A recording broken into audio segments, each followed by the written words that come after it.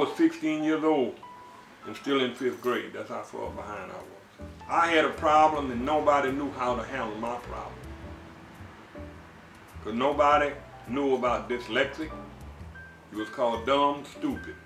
That was it. Now, I had a sister who was almost a genius.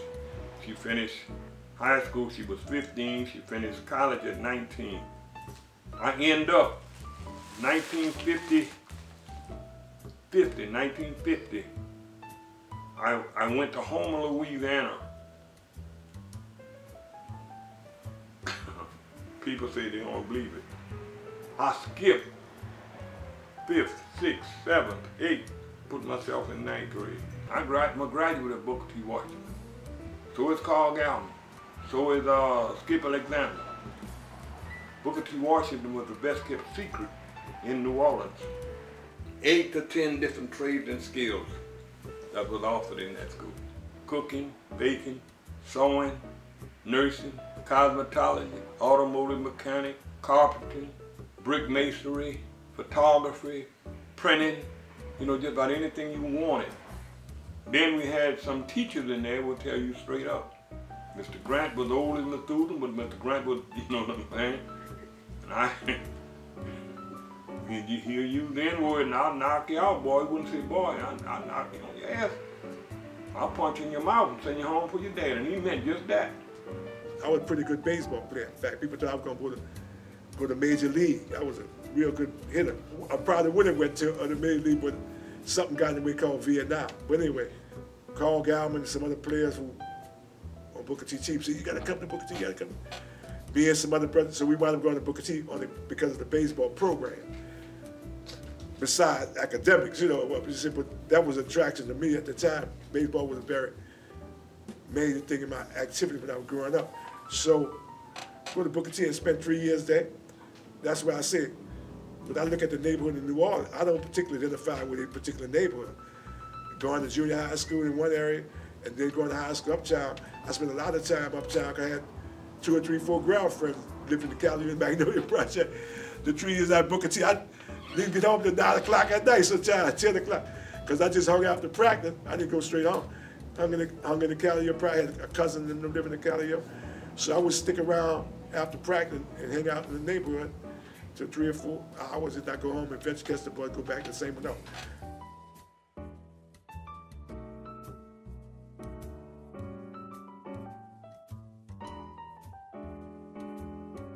There was a big protest led by the students of SUNO, and I was a young student back there, and we put it all on the line. And if we didn't stop our protest and come out that building, that he was sending the National Guard. Now, we were already aware that the National Guard had went up to the Baton Rouge campus, and 2 young students were killed, and I can't call their name right now. So it was a very harrowing situation to be in that building. We could leave that building, or we could stay there and look for the police dogs and the National Guard and the New Orleans police to come in and escort us out. The leadership decided it was time to call in the whole community. And we snuck out that building at nighttime, and we passed flyers all through the city to get the community support, hoping and praying that our community would support us.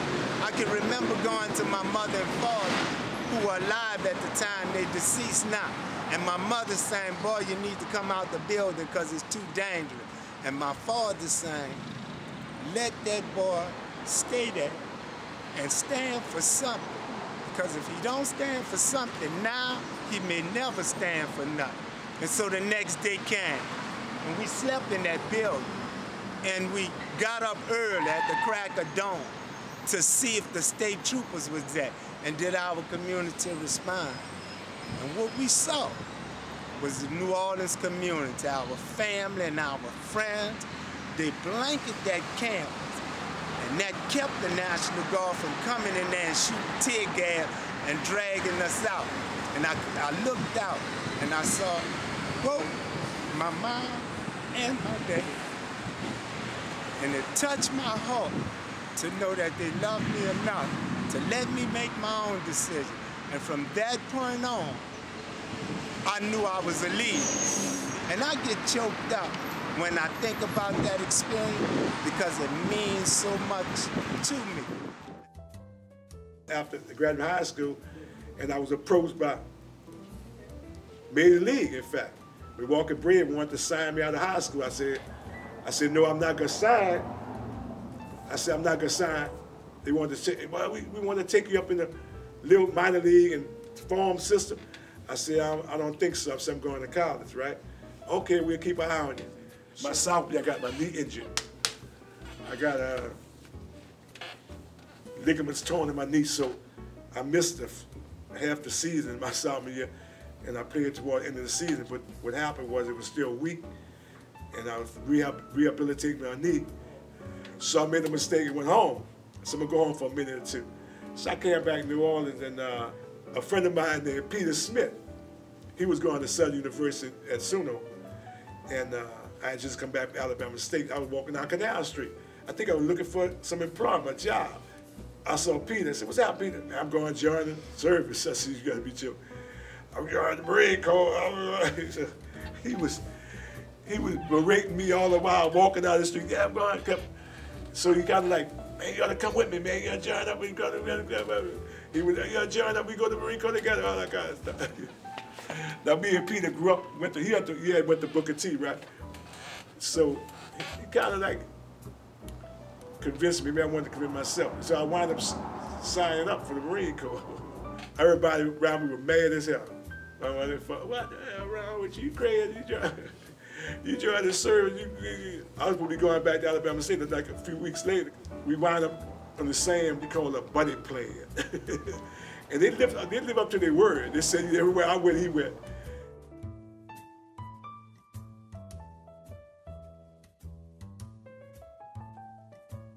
Very significant happened in the Marine Corps I was there. Two significant things that stuck in my mind. When John F. Kennedy was assassinated, right? In the limousine. We happened to be sent in the rifle class. I mean, it was around there. I'll never forget.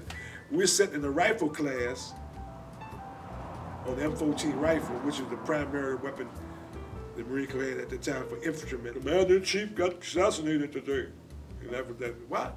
And another thing was significant in '63 was the March on Washington. And what happened after the March on Washington? They burned that church in '63 too, about 4 months later. But it was four young black girls. They was going to Bible school for their instruction, religious instruction. We didn't find out they blew the church up that Saturday, right, that morning.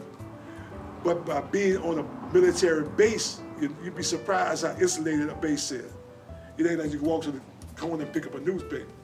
There wasn't a place you could sit down and, "Oh, let's watch TV."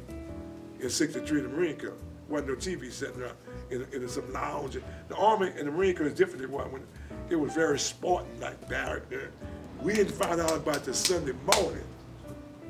And it was on the front page of Hawaiian Time, whatever, newspaper. Birmingham, Baptist Church, 60 Baptist blown up, 4 young black girls killed. We went ballistic. Fights in the barrack, fights in the mess hall, fights, we was like kicking butt, right? Especially the ones we knew was racist all along in the unit we were in. There was like physical fights all over the place. People was putting some serious hurt on each other. Talking about standing the ground, we were doing more than standing our ground. We were standing our ground and advancing on them, right? It got so bad by the end toward the end of that day, they had to close the base up. That's not even you're never gonna read about this. They closed the base up. Nobody could leave the base, nobody come on the base. And then they called in they had to call the MPs from California. They brought them over quickly by airplane and shut the base down for like 2 or 3 days. And they walk around trying to talk about, "Let's have a talk. Let's talk about this." Brother said, "We don't hear none of that shit." So we don't want to hear none of that. Make a long story short, the North Vietnamese and the Viet Cong formed NLF, and they was fighting the South Vietnamese, right? Here we come in. They sent us to Vietnam. The actual fighting went on from 1965 to about 1972. So it went on for a long time. And a lot of people got killed, a lot of young people got killed. the students, white and black college students, that was one of the most tumultuous periods in the life of America, because there were a lot of students, black and white, was against the war. At first, everybody was like, all right, it ain't affected me, so I'm not gonna worry about it. But as the war progressed and all the killing was taking place, they started seeing themselves as, wait a minute, we participate in this. So people, the conscious, started to rebel against the war. Students went in the colleges across the country started rebelling against the war, along with the anti-war movement, with the Black Power movement and the Civil Rights movement. It was a hell of a time.